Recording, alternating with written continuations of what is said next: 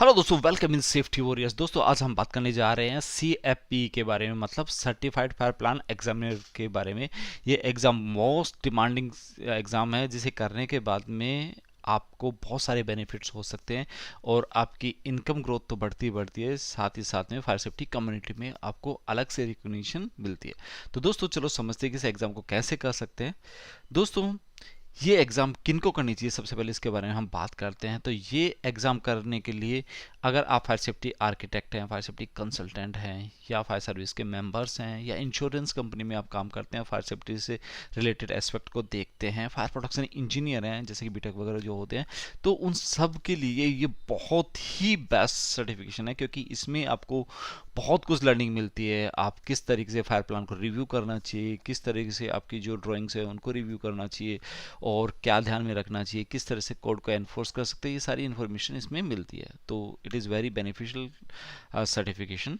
दोस्तों इसे करने के बाद में आपके करियर में बहुत सारी ग्रोथ तो मिलती ही मिलती है, साथ ही साथ में रिकॉग्निशन बढ़िया मिलता है, और आपकी जो ग्रोथ की स्पीड थी वो डबल हो जाती है। दोस्तों इसे करने के लिए मिनिमम क्वालिफिकेशन आपको क्या चाहिए? तो इसे मिनिमम क्वालिफिकेशन आपके 12th प्लस 6 ईयर्स का एक्सपीरियंस ही है, जो सबके पास में होता है। तो एग्ज़ाम के लिए बड़ी ही फ्लेक्सिबिलिटी रखी है, तो हर कोई इस एग्ज़ाम में अपियर हो सकता है। और पर इसको बड़ा लाइट मत लीजिएगा, क्योंकि ये एग्ज़ाम पास करने के लिए आपको सेम वैसी ही प्रिपरेशन करनी है जैसे हम बोर्ड की एग्ज़ाम में करते हैं, 10th में या 12th में करते हैं। सेम उसी तरीके से अच्छा वाला प्यारा वाला स्टूडेंट बन के आपको पढ़ना होता है, तब जाके ये एग्ज़ाम आपकी क्लियर होती है। दोस्तों इस एग्ज़ाम को आप करेंगे तो सबसे बड़ी चीज़ है कि इसके लिए क्या स्टडी मटेरियल रहेगा वो जानना बहुत ज़रूरी है।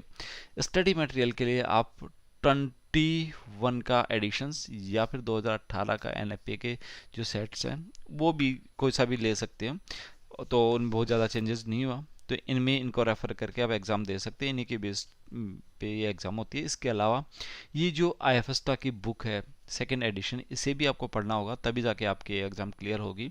इस बुक से बहुत सारे सवाल पूछे जाते हैं, तो आपको ये सारी बुक्स को रिव्यू करना ही होगा, तब जाके आपकी एग्ज़ाम क्लियर होगी। इसके लिए मिनिमम एलिजिबिलिटी की हमने बात कर ली है।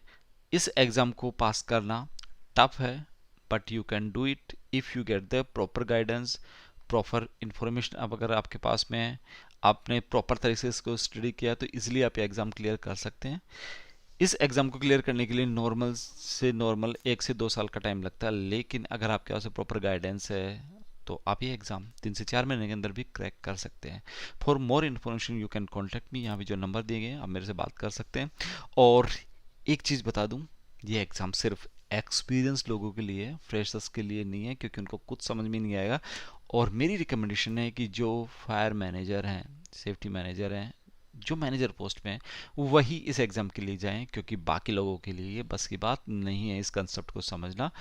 तभी आपको मेरी बात समझ में आएगी, और जो मैं पढ़ाऊँगा वो हर एक कंसेप्ट को आप समझ पाएंगे। सो आपको इस चीज़ पे फोकस करते हुए इस एग्ज़ाम के लिए अपियर होना चाहिए।